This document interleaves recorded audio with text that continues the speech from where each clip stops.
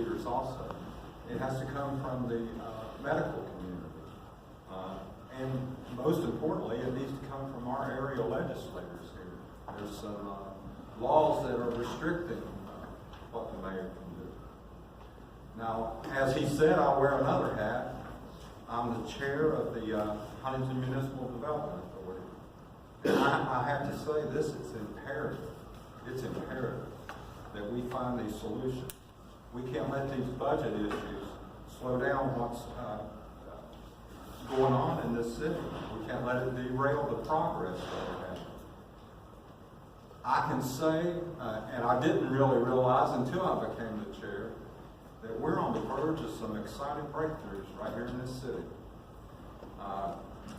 There are people that are calling. There are developers that are calling. Obviously, I can't speak to that, but I can tell you they're making inquiries, and they're making inquiries about some of the projects that this administration has brought forward. And we expect these things to happen. We expect these things to create jobs. And from my perspective, jobs go a long way of solving budget issues. So we support the mayor and the fire and the police. Thank you.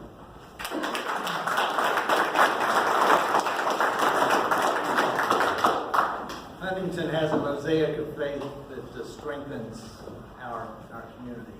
And with that, just as I've been able to meet with business leaders on a regular basis, labor leaders on a regular basis, we also have ministerial groups who I meet with nearly weekly. Their support from the pulpit, their support of prayer certainly can point to when we have been able to make our way through difficult times, it's because of the support of the faith-based community.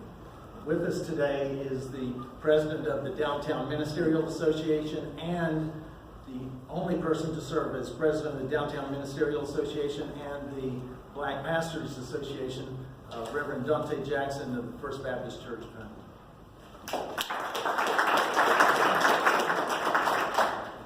It's my privilege to be here today.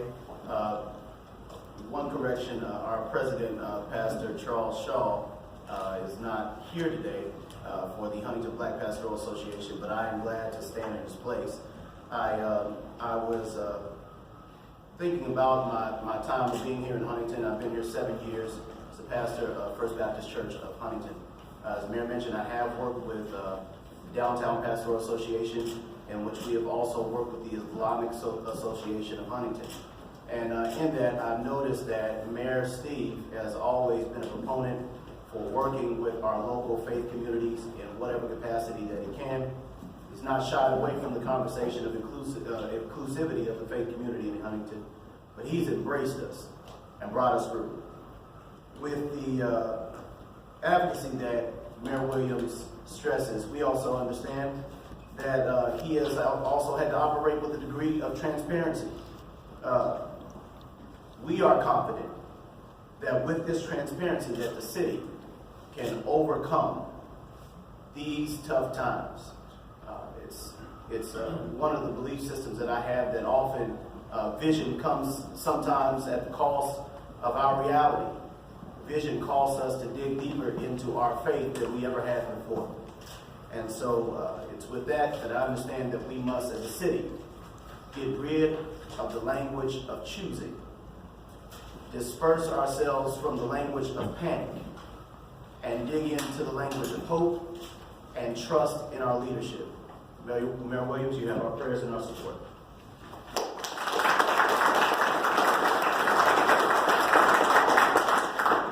So we had a good hour plus of conversation, had an opportunity to answer questions that they had as to what we are dealing with.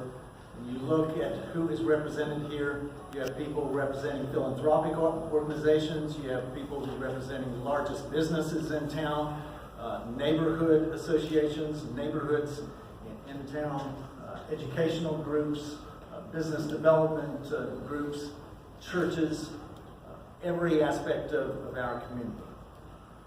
The one point that came out at you needs to be made very, very clear. This is not a choice at all of whether we support or anyone should have to choose between supporting police and fire or fiscal stability. I asked for a vote in there. Who there was wanting to make sure that we assure that we have absolute support for police and fire, and every hand went up. I also asked who wants to make sure that we have absolute fiscal responsibility and fiscal stability. Every hand went up. Anyone who indicates otherwise is placing a false choice. We have a plan moving forward. I was able to share that with these leaders, and these leaders are going to help us implement those plans as we go forward. They will be available to answer any questions that you might have as we disperse. Thank you so much for coming out this morning.